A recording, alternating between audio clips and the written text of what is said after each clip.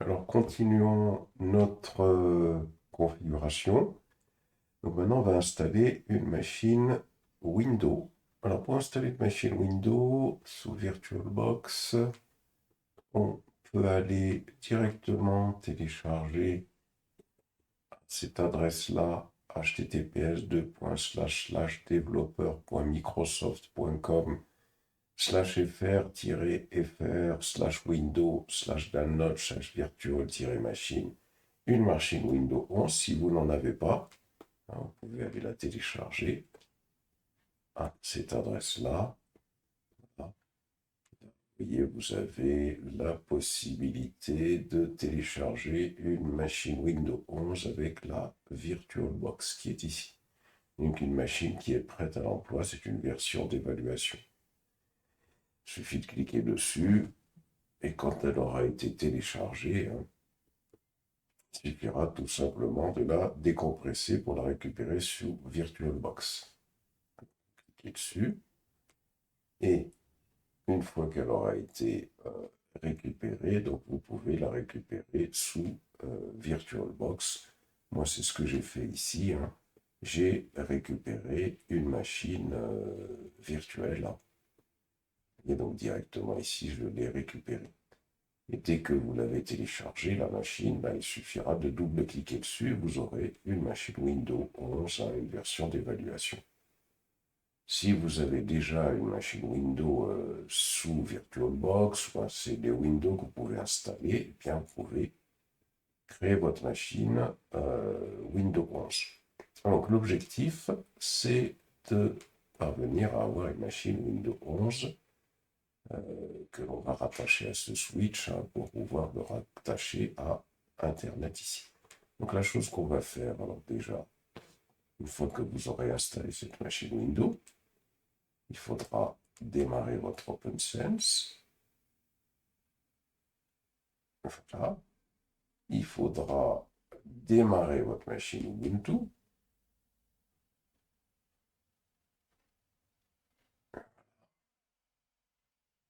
Machine Ubuntu que vous aviez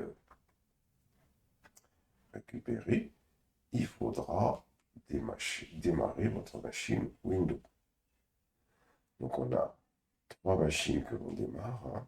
Donc ça veut dire que nous, ce qu'on souhaite, hein, c'est tout simplement raccorder la machine Windows ici, la machine Linux ici à notre OpenSense. On va les mettre pour l'instant sur le même réseau. Et là, l'objectif, hein, ça va être de faire notre configuration pour que nos machines Windows et Linux, hein, puissent passer sur Internet. Donc, on patiente un petit peu le temps que tout cela démarre. Voilà, la machine OpenSense est en fonction. La machine OpenSense, on peut se connecter dessus. Alors, si on regarde la machine OpenSense, hein, là, si je l'affiche, là voilà. Donc, on a bien les trois interfaces qui sont définies ici. Et donc, ce qu'on va faire, on va se connecter à l'interface OpenSense. http://192.168.123.3. On se connecte sur notre interface OpenSense. Route 1, 2, 3, 4, 5, 6. Et on se log.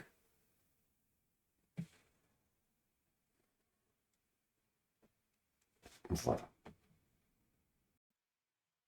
Donc il faut avoir démarré OpenSense et la machine Ubuntu. Donc là, j'ai démarré OpenSense et la machine Ubuntu. C'est-à-dire que là, nous avons ici cette machine OpenSense qui est démarrée et cette machine Linux Ubuntu qui est démarrée.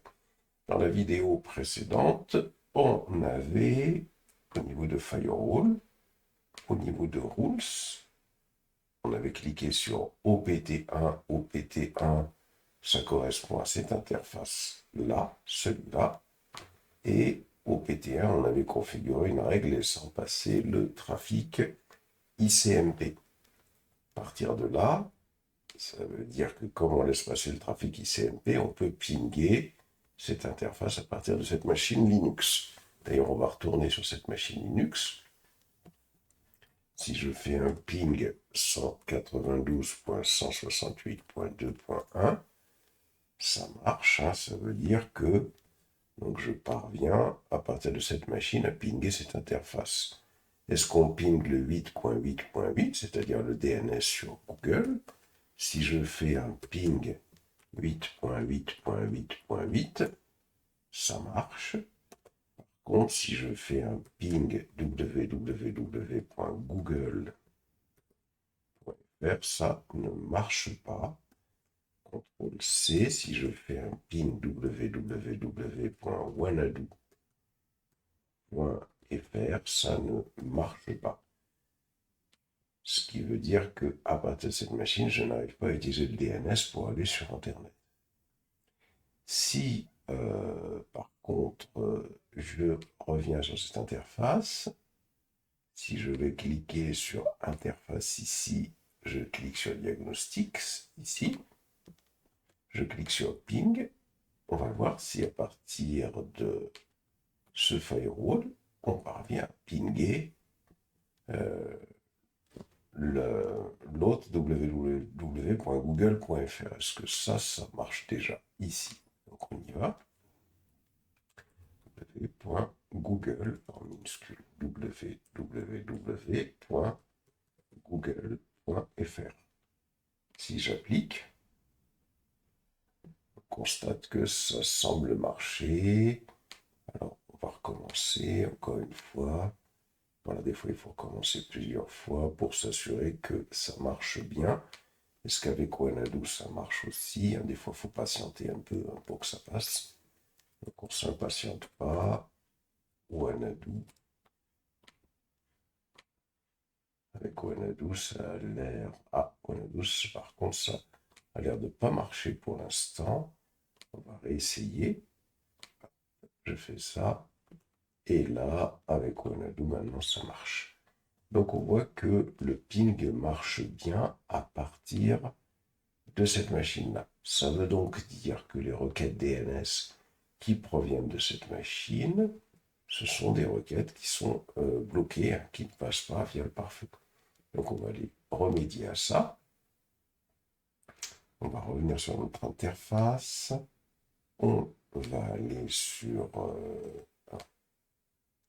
Firewall. On va cliquer sur Rules. On va cliquer sur OPT1. Et puis ici, on va créer une nouvelle règle, hein, plus. Dans cette règle-là, bien évidemment, c'est avec l'action pass. L'interface c'est OPT1, la direction c'est in. La version TCP/IP c'est IPv4. Pas de problème. Ensuite, le protocole. Le protocole qu'on va utiliser, c'est le protocole UDP, puisque pour le DNS, le protocole de transport qui est utilisé, c'est le protocole UDP. La source, ça pourrait être à partir de n'importe quelle adresse. Ici, source. Ensuite, la destination. À ce niveau-là, la destination, ça peut être à partir de sur n'importe quelle adresse, et le port, ça va être le port DNS, c'est-à-dire le port 53. Voilà. Le protocole UDP, la source, ça peut être n'importe quelle source, vers n'importe quelle destination, et ici, c'est le DNS. Alors la source ici, par contre, comme nous, on ne travaille qu'avec, pour l'instant, le réseau OPT1, on va mettre comme source, on va mettre opt1.net ici. Voilà. On va tout simplement sauvegarder la règle. On va appliquer les changements. Donc voyons, ici, ce qu'on souhaite faire, c'est mettre en place une règle qui fait que notre firewall laisse passer les paquets. Donc là, il faut bien comprendre, hein. C'est-à-dire qu'on est ici. On va configurer des règles d'entrée ici. Donc nous, ce qui nous intéresse, c'est que les paquets Linux qui vont provenir de ce réseau-là. Et avec pour port, à partir de n'importe quel port. Donc c'est ce qu'on écrit ici, hein. Voilà, donc on est ici, hein. Donc les paquets qui proviennent du réseau OPT-NET qui est ici, à partir de n'importe quel port, et à destination du port 53, puisque l'objectif c'est que les paquets Linux, hein, qui vont être envoyés de cette machine, leur objectif c'est d'aller interroger un DNS. Donc à destination du port 53, et vers n'importe quel réseau, eh bien on souhaite que ce soit accepté. On va aller vérifier pour voir est-ce que ça fonctionne. Je reviens sur la machine Ubuntu. Si je fais un ping www.google.fr, ça marche. C. Si je fais un ping vers www.wanadu.fr, ça marche. Donc, voilà, on vient de programmer, de paramétrer la possibilité pour notre réseau d'accéder à Internet. Alors là, ce qu'on a fait, on a programmé, on a paramétré, si je reviens ici, hein. Là, ce qu'on a fait avec notre firewall, on a paramétré notre machine Linux, on lui a donné une adresse IP, on a défini cette interface comme passerelle, on a défini des règles ici, en particulier pour le ping, hein, pour que le ping ça fonctionne et pour que on puisse aller sur Internet, on définit des règles sur le firewall. Maintenant, ce qu'on aimerait, c'est que cette machine Linux soit obtienne une adresse IP de manière dynamique, c'est-à-dire qu'on va configurer un serveur DHCP sur l'interface de ce firewall. Alors pour ça, déjà, on va aller faire en sorte que l'adresse IP de notre machine Ubuntu soit obtenue dynamiquement. Donc on revient ici sur notre machine Linux. Donc là, je suis dans le dossier /etc/netplan. C'est là où on a le fichier de configuration de la carte réseau. Si je fais un ls, on se souvient, donc on a le fichier 01 netcfg.yaml. Donc on va faire sudo nano 01-netcfg.yaml, on valide. Et là, ce qu'on va faire, on va tout simplement, pour le DHCP, on va répondre yes. Voilà. Si c'était no, hein, vous mettez yes. Ensuite, ici, on va mettre des dièses devant les adresses qui ont été attribuées dynamiquement. Hop. Et hop. Donc, on met des dièses devant toutes ces machines. Et on fait un contrôle O, on fait un contrôle X. Voilà. Si je fais IP ADDR, pour l'instant, rien n'a changé. Alors, est-ce que les commandes if... alors, il ne faut pas oublier que je suis en route ici, hein. Je suis en route, hein, vous pouvez passer en route également. Si je fais if down ETH0, alors la commande if down n'a pas été trouvée. Il faudrait l'installer, hein. If down, non, la commande n'existe pas. Donc ce qu'on va faire, on va tout simplement utiliser une autre commande, hein, pour pouvoir activer ou réactiver notre carte. Et pour pouvoir justement faire en sorte de voir, hein, que on a bien enlevé l'adresse IP statique de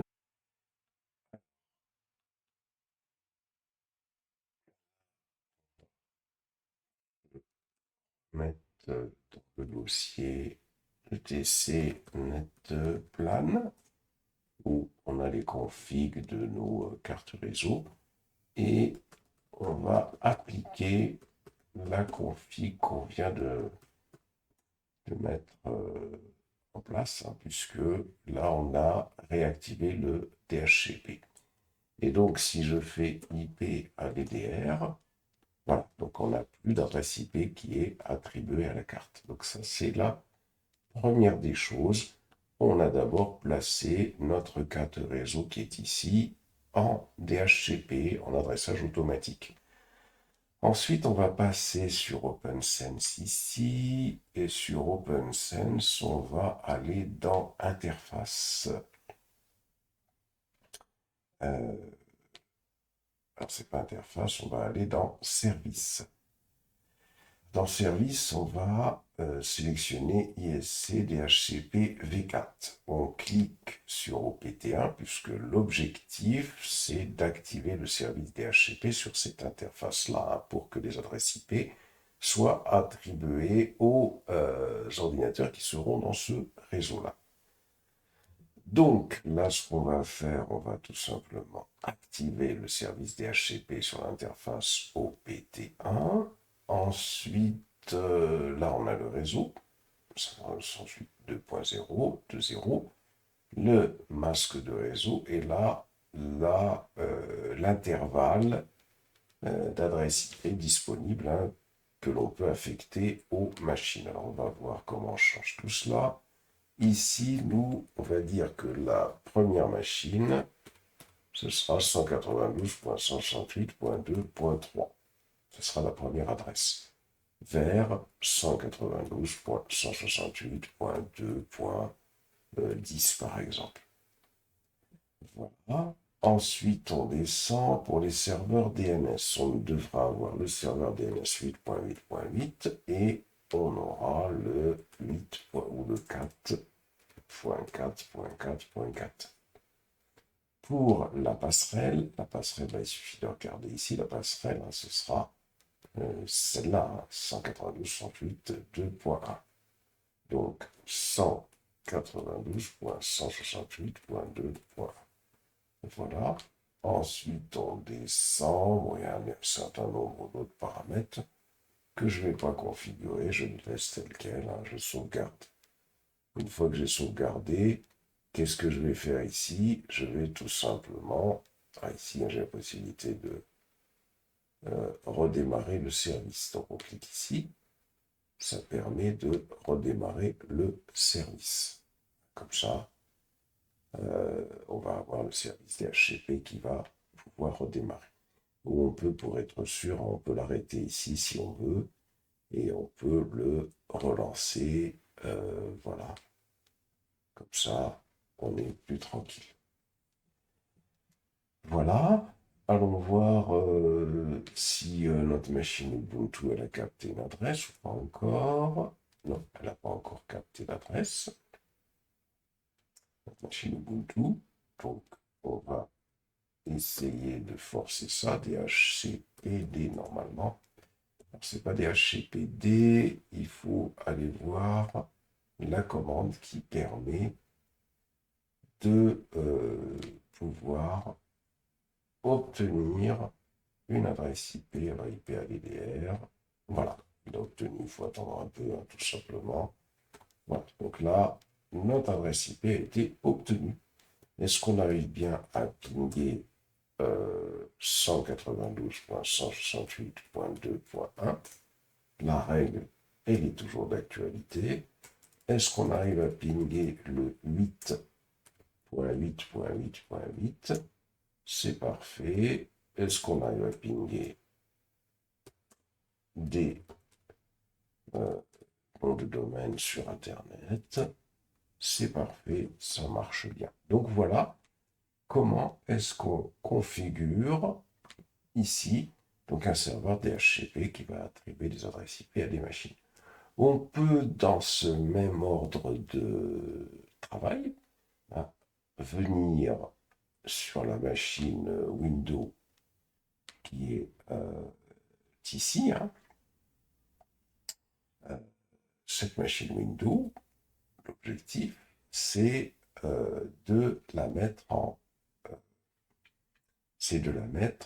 on a dit donc, en post only. Hein. Donc on va faire un bouton droit déjà sur cette machine Windows que vous avez installé. On va aller sur configuration.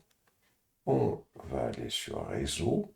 L'adaptateur 1, bah, je vais le désactiver, cet adaptateur 1. Et alors je vais l'activer plutôt interface réseau. Et je vais lui mettre que réseau privé hôte. C'est pas réseau privé hôte, pardon. C'est réseau interne. Voilà. Et donc on va laisser le nom INT-net. Voilà, on fait comme ça. Ensuite, je vais aller sur système.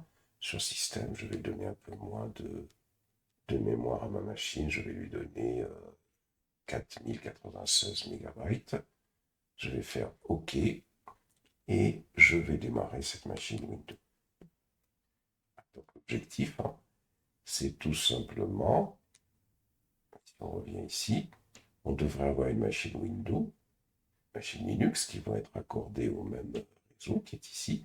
Alors, par contre, ici, probablement l'adresse IP, ça va être plutôt la 4A, ça va être l'adresse IP suivante. Et normalement, on devrait avoir ces machines qui devraient pouvoir aller sur Internet et qui devraient donc récupérer des adresses IP. Donc là, on patiente un petit moment. La machine a démarré. Donc là, si on se rend sur le terminal, on va faire terminal. Voilà. Si je fais donc ipconfig, on voit bien qu'il a reçu une adresse en 2.4 avec de 1. Si je fais un ipconfig /all, attention, le clavier est en QWERTY, hein, bon, on ne va pas le changer, c'est pas la peine. C'est vite. ipconfig /all, il faut décaler un peu. Voilà. On a bien les serveurs DNS hein, qui ont été attribués. Est-ce qu'on ping le 8.8.8? Est-ce qu'on ping le 8.8.8.8? Oui. Est-ce que l'on ping le www? Attention, c'est du QWERTY, faites attention. Donc c'est le Z dans le w.google.fr. Ça marche, donc on arrive bien à aller sur Internet. Et d'ailleurs, on pourrait lancer le navigateur hein, carrément ici. Puis patienter un petit peu. Hein, le temps que ça veuille bien apparaître.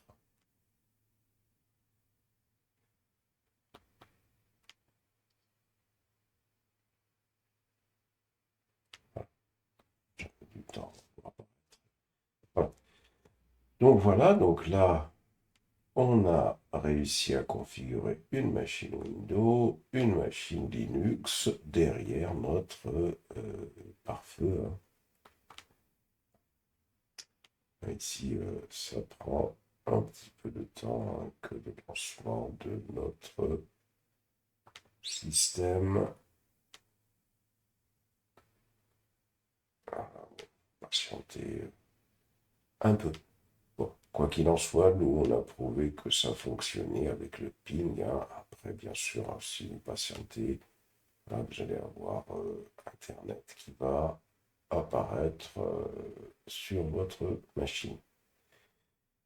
Voilà donc pour la configuration de notre pare-feu avec le DHCP. Alors là, ce qui va être intéressant, alors on va continuer notre raisonnement. On va maintenant le OpenSense qui est ici. On va revenir ici. On va changer donc la carte réseau de OpenSense. On va la mettre de NAT en bridge. Voilà, donc c'est ce qu'on va faire. On revient ici sur OpenSense, bouton droit, configuration. On vient sur réseau et adaptateur 1. On va placer cette carte-là. On va la placer en accès par pont. Voilà. On va faire OK. Ça, c'est la première chose. Ensuite, maintenant qu'on l'a placé en accès par pont, on va se raccorder encore à notre firewall et on va venir ici sur l'interface. On va aller sur One et là l'objectif, qu'est-ce qu'on veut faire?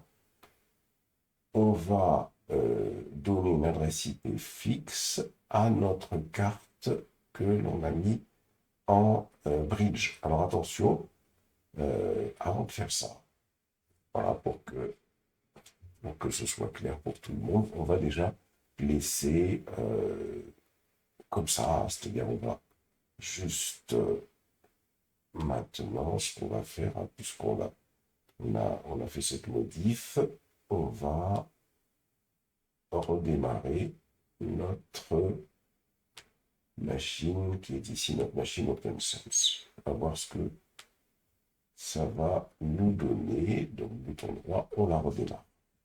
Donc, on redémarre notre machine OpenSense. L'objectif, c'est de travailler en bridge.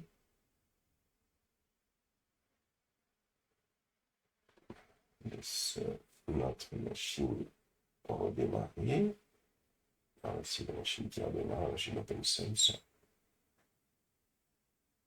On attend un petit moment.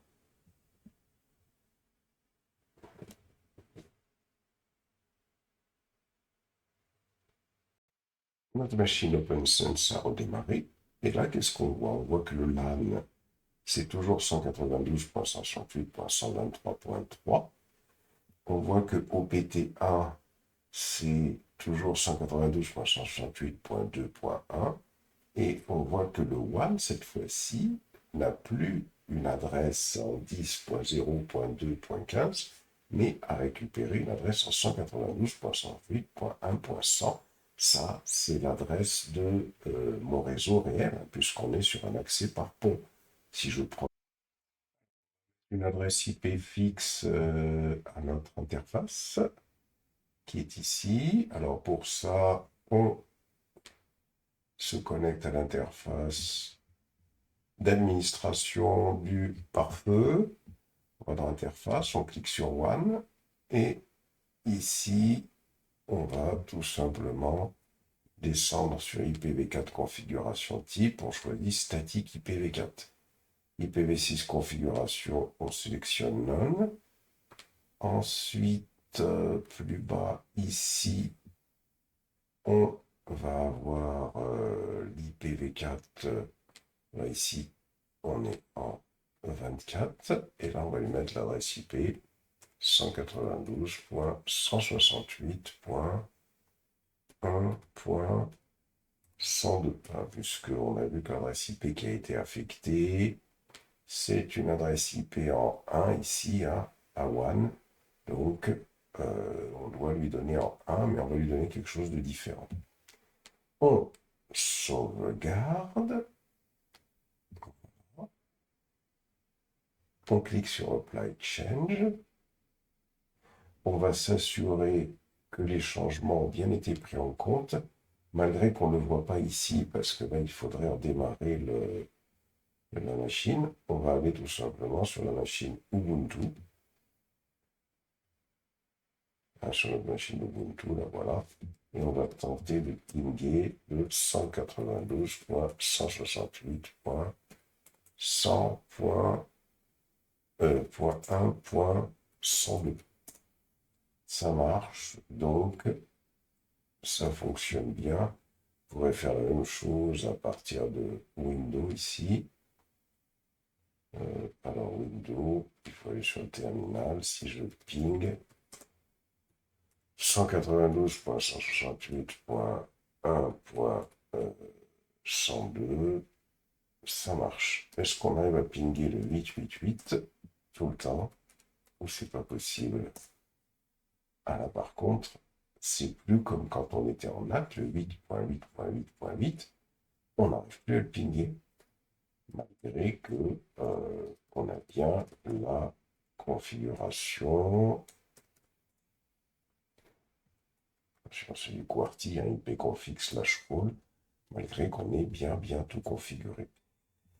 Donc là, par contre, on voit que le fait que l'on ait changé notre bridge, eh bien, on n'arrive pas à pinguer le 8.8.8.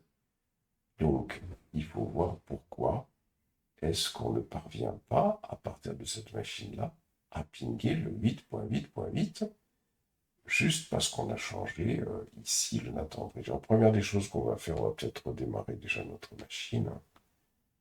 On va faire logging ici, on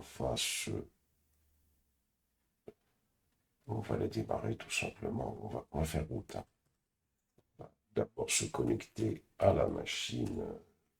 On va pas se tromper dans le mot de passe. Et on va rebooter le système. On va. Yes.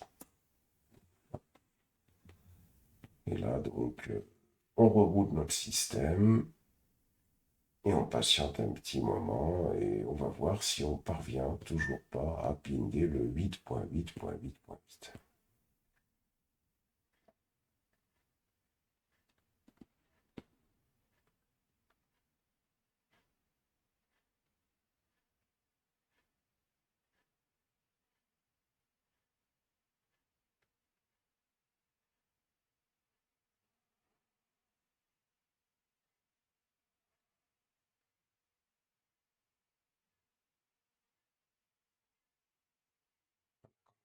Machine OpenSense qui démarre.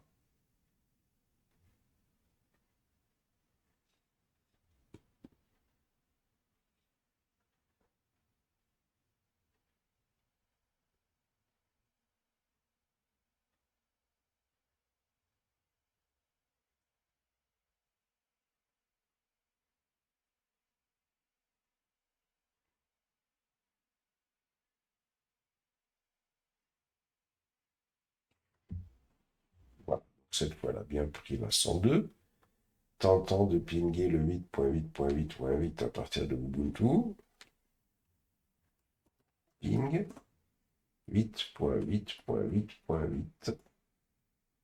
Ça marche pas. On va tenter à partir de notre firewall de tester tout cela. Donc on se connecte à l'interface d'administration de notre firewall. Voilà. On écrit le login et le password. Voilà. Ici, on va dans l'interface, diagnostic. On va voir si déjà notre firewall ping le 8.8.8.8. On va sur ping ici, et là on écrit 8.8.8.8.8. On fait apply. Et là pour l'instant, on n'a absolument rien. On clique sur ping encore. Apply. Toujours rien. Si. Là, on a par contre 100% de perte, qui veut dire qu'on n'arrive pas du tout à pinguer notre 8.8.8.8. On va essayer de comprendre la raison pour laquelle. Allons voir dans nos interfaces. On va sur One. Et si on clique sur One, on constate que l'on a bien adressé notre interface One, on lui a donné l'adresse IP. Par contre, ici, pour la passerelle, on dirait qu'elle est désactivée. Donc, on va aller se créer une passerelle. On va définir une passerelle sur ce pare-feu. On va sur Système, on va sur Gateway et on clique sur Configuration. Ici, il faut qu'on crée une passerelle. Donc, la passerelle, si on va sur la machine réelle, notre machine Windows, sur laquelle votre machine hôte, si vous faites un ipconfig/all, vous voyez que votre passerelle, la passerelle qui est chez vous, qui vous permet d'aller sur Internet, elle a pour adresse IP 192.168.1.254. Alors peut-être que chez vous, ce n'est pas la même chose, vous vérifiez bien. Vous récupérez cette adresse-là, je viens ici sur System Gateway, je clique sur plus. Ici, je donne un nom à cette passerelle. Je vais l'appeler par exemple passerelle, tout simplement. Alors là, c'est pas la peine, l'interface One, adresse IP V4, l'IP adresse, là, on va lui donner un 192.168.1.254. On va la publier. Donc, on publie notre passerelle. C'est Upstream Gateway. Voilà. Et on clique sur Save. On clique sur Apply pour tout de suite appliquer les changements. Voilà.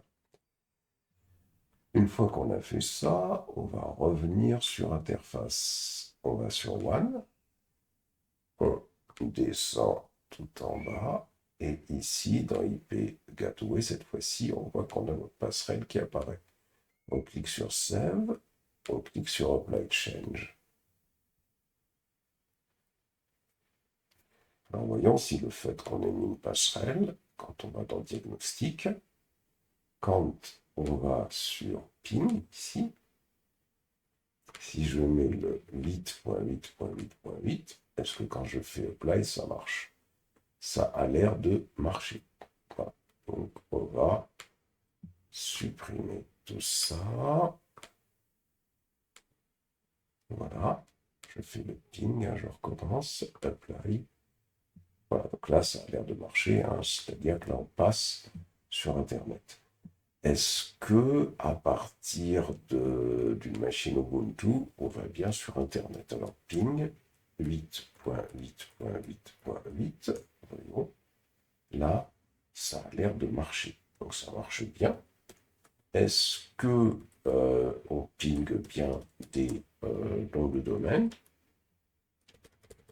Parce qu'on a mis, on a activé tout ce qui était DNS.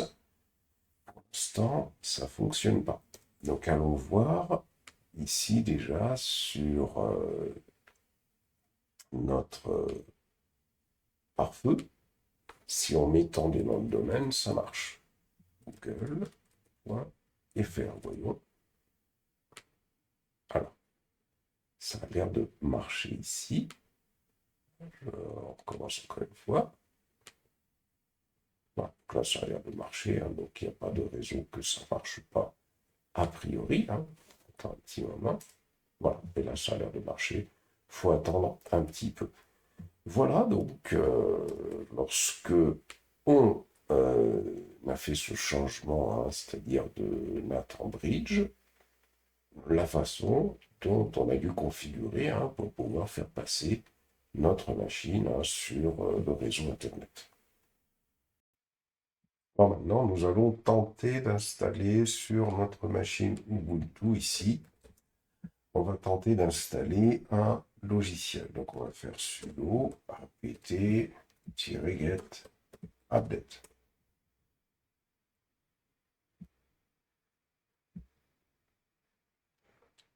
Et on voit que ça ne passe pas. Donc, puisqu'on veut utiliser sudo apt-get update, on doit aller sur le firewall. On doit aller sur rules.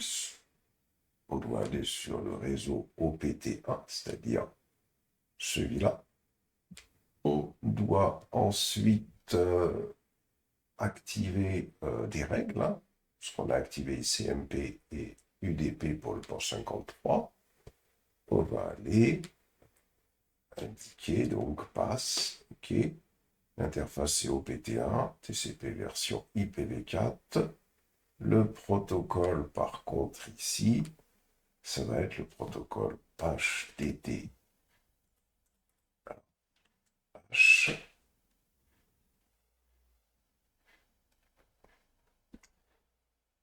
T. Pas ici. Non, là, c'est plutôt. Ah oui, c'est le protocole TCP. Protocole TCP. Ensuite, source. La source, ça va être le. Pas le LANnet, mais le OPTNet. OPT1net. Ensuite, la destination, c'est ENI. Et le port range, ça va être donc, hein, ça va être le port 80. 80.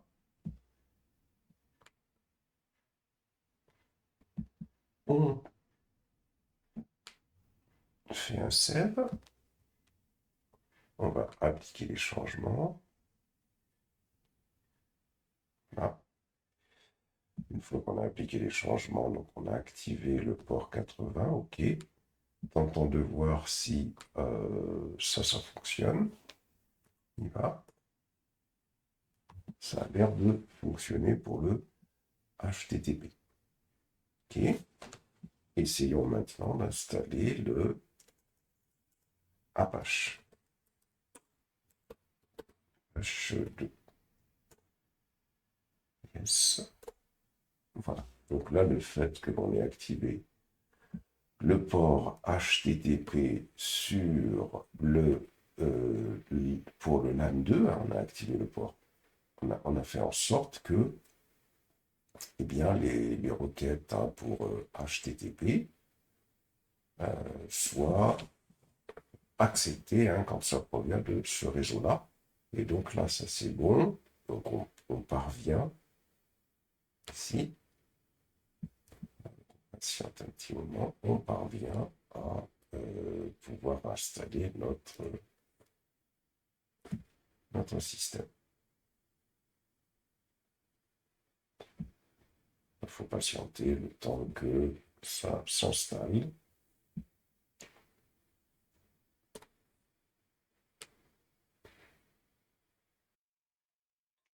L'installation, si je fais curl http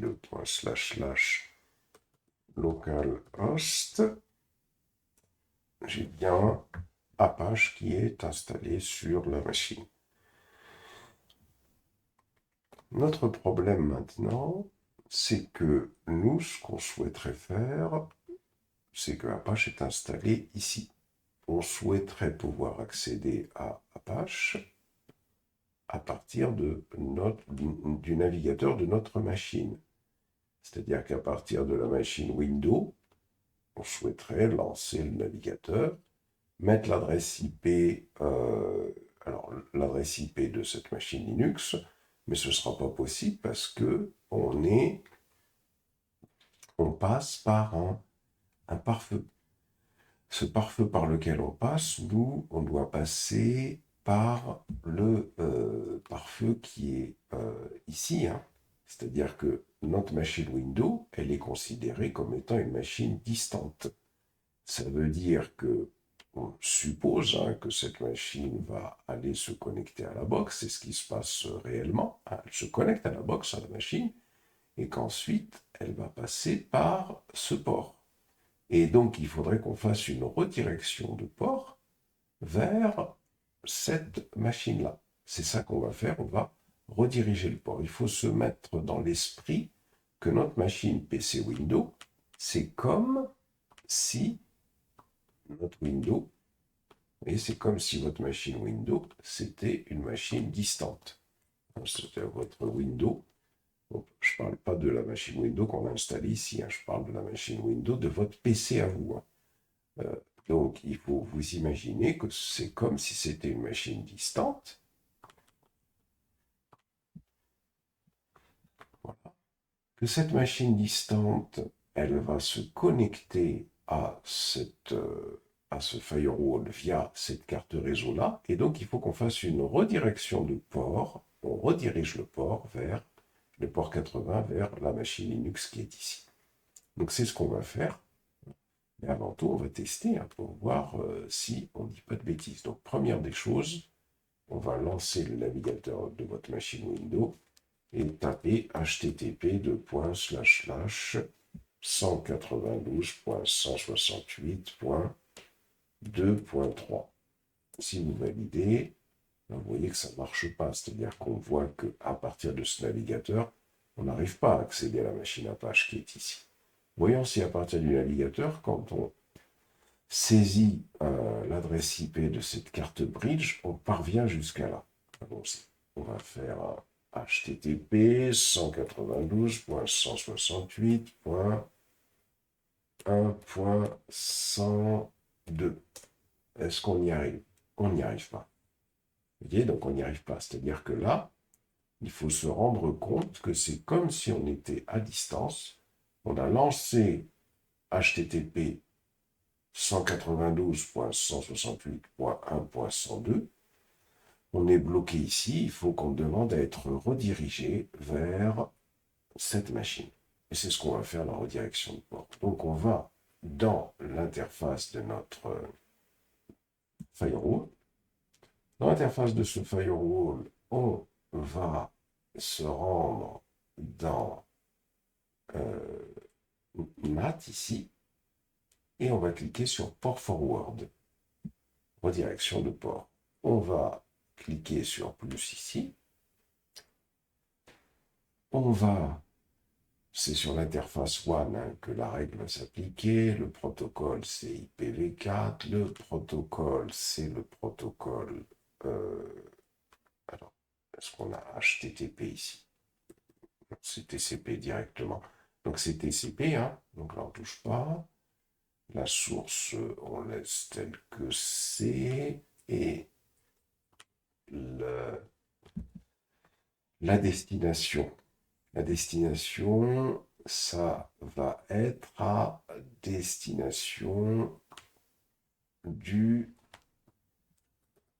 WAN adresse. C'est la destination de l'adresse WAN. Hein. C'est-à-dire que l'objectif, hein, voilà, on veut se connecter à l'adresse WAN. Le port destination.m, c'est le HTTP. Maintenant, on va faire une redirection de port, redirect target IP. On va demander à ce que ce soit redirigé vers le 192.168.2.3. Le port vers lequel ça va être dirigé, c'est le port HTTP et nous allons demander à ce que Filter Rule Association, on va demander à ce que ça passe, hein, bien sûr, dans ce cas-là. Donc, qu'est-ce qu'on a fait ici? On a sur le port WAN qui est ici, sur celui-là, pour le protocole TCP, la destination, c'est cette adresse. Ensuite, c'est le protocole HTTP qui nous intéresse. Et on redirige